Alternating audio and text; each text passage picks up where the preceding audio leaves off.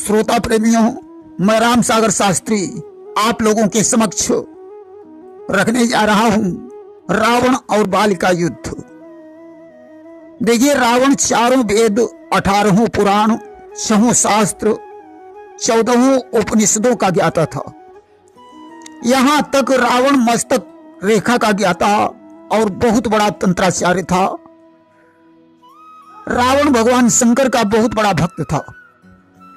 शिव को प्रसन्न करने के लिए रावण ने शिव तांडव की रचना की थी।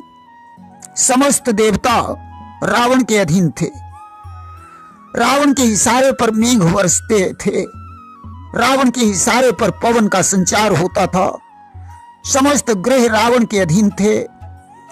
यहां तक देवतागण रावण के चरणों पर अपना मस्तक रखते थे। परंतु बाली भी कोई मामूली योद्धा नहीं था। बाली को भगवान सूर्य का पुत्र माना जाता है। इसे ऐसा वरदान था कि जो तुम्हारे सम्मुख आएगा उसका आधा बल तुम्हारे शरीर में चला जाएगा। इसीलिए बाली से युद्ध करना आसान नहीं था। एक बार रावण बाली से लड़ने गया। बाली उस समय संध्या वंदन कर रहा था। रावण ने उसे युद्ध करने के लिए प्रेरित किया। उस समय बाली ने रावण को पकड़कर अपनी काख में दबा लिया और संध्या वंदन करके घर लौट आया। धीरे धीरे 6 महीने बीत गए। रावण बाल की काख में दबा रहा। एक दिन बाल की पत्नी तारा को रावण पर दया आ गई। उसने बाली से प्रार्थना की, स्वामी रावण को छोड़ दीजिए। इस प्रकार लज्जित होकर रावण लंका को लौट आया। परंतु उसने बाली से लड़ना बंद नहीं किया। यहां तक कि रावण बाली को कभी जीत नहीं पाया, परंतु बाली से युद्ध करता रहा। एक बार की बात है, रावण अपनी माता कैकसी के सहित एक पर्वत पर बैठा हुआ था। केसरी को मार डालने के लिए तंत्र शक्तियों का प्रयोग कर रहा था।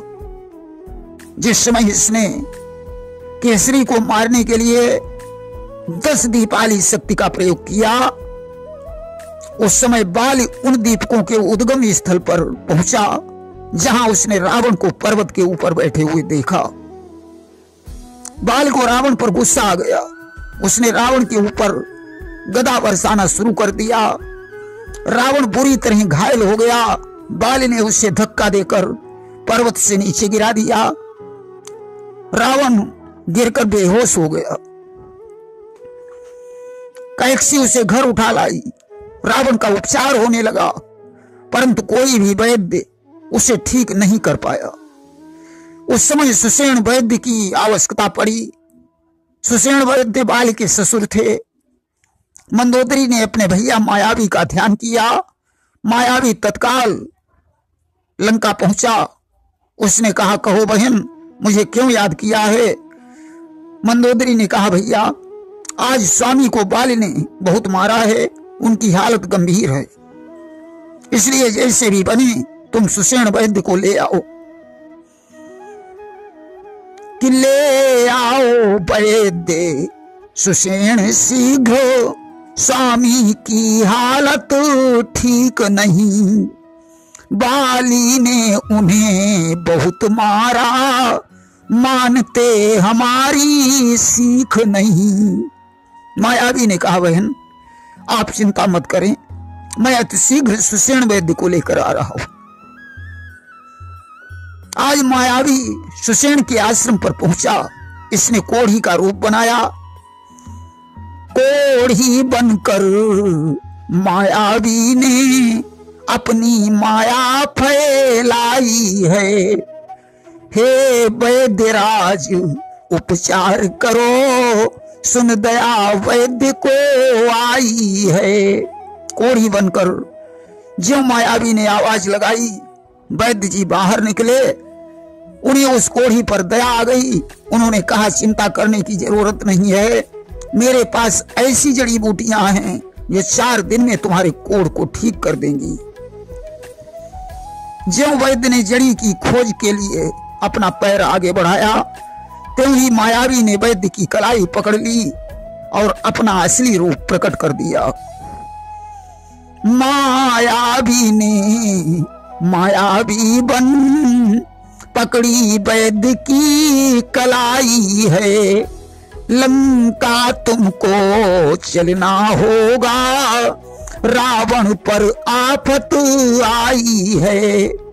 कलाई पकड़कर मायावी बोला, वैद्यराज मैं रावण का साला मायावी हूं, तत्काल तुम्हें लंका चलना पड़ेगा।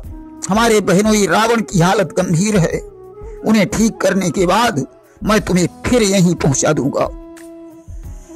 आज वैद्य को लेकर मायावी लंका में पहुंचा। वैद्य जी ने बूटी की खोज करके रावण को सस्त कर दिया कि बूटी लाकर वैद्य ने उसको किया सचेत, फिर मायावी से कहा पहुंचाने के हेतु। रावण को सस्त करने के बाद सुषेण ने कहा भैया अब मुझे आश्रम पर पहुंचा दीजिए। मंदोदरी ने कहा हाँ भैया स्वामी अब वो होश में है, वैद्य जी को उनके आश्रम में छोड़ दो। रावण ने देखा वैद्य हमारे लायक है, ऐसे वैद्य को तो लंका में ही होना चाहिए। उसने सेवकों को आदेश दिया इस वैद्य को तत्काल ही बंदी बना लीजिए। कि रावण ने तत्काल ही बंदी लिया बनाए, वैद्य वहीं पर रह गए, बहुरी न पाए आए। इस प्रकार सुषेण वैद्य लंका में ही रह गए, वापस नहीं लौट पाए। देखिए जिस समय लक्ष्मण की शक्ति लगी, भगवान राम अपने छोटे भाई का सिर गोद में रखकर विलाप करने लगे। उस समय विभीषण ने सुषेण वैद्य के बारे में बताया। हनुमान जी सुषेण को सोते समय चारपाई सहित रामादल में उठा लाए। भगवान राम ने सुषेण से कहा वैद्यराज अति शीघ्र कोई उपाय करो। सुषेण ने कहा प्रभु मैं रावण का राज्य वैद्य हूं, आप रावण के शत्रु हैं, यदि मैं कोई उपचार करता हूं तो ये बहुत बड़ा अधर्म होगा कि मैं वैद्य दशानन के घर का किस तरह ही आपका काम करूं। अनुचित होगा लंकापति के बैरी को यदि आराम करूं। जिसमें प्रत्यक्ष बुराई है कैसे वो कर्म किया जाए। और हे राम आज्ञा देते हो तो इस समय अधर्म किया जाए। राम ने कहा वैद्यराज ये राम तो संसार में धर्म की स्थापना करने के लिए आया है, मैं तुम्हें धर्म छोड़ने की सलाह कभी नहीं दे सकता हूं। कि जिस धर्म हेतु निज राज गया, श्री पितृदेव का मरण हुआ। जिस धर्म हेतु प्रिय भरत छुटा, सीता प्यारी का हरण हुआ। उस धर्म सत्य पर लक्ष्मण भी यदि मरता है तो मर जाए। आवाज यही होगी अपनी, हाँ धर्म नहीं जाने पाए। जिस धर्म के लिए मैंने राज सुख का परित्याग कर दिया, पिताजी की मृत्यु हो गई, भरत जैसा भाई छूट गया, वन में सीता का हरण हो गया। आज उस धर्म सत्य पर मेरा प्रिय अनुज लक्ष्मण भी मर जाए तो कोई बात नहीं, मैं धर्म छोड़ने के लिए तुम्हें कभी सलाह नहीं दे सकता हूं।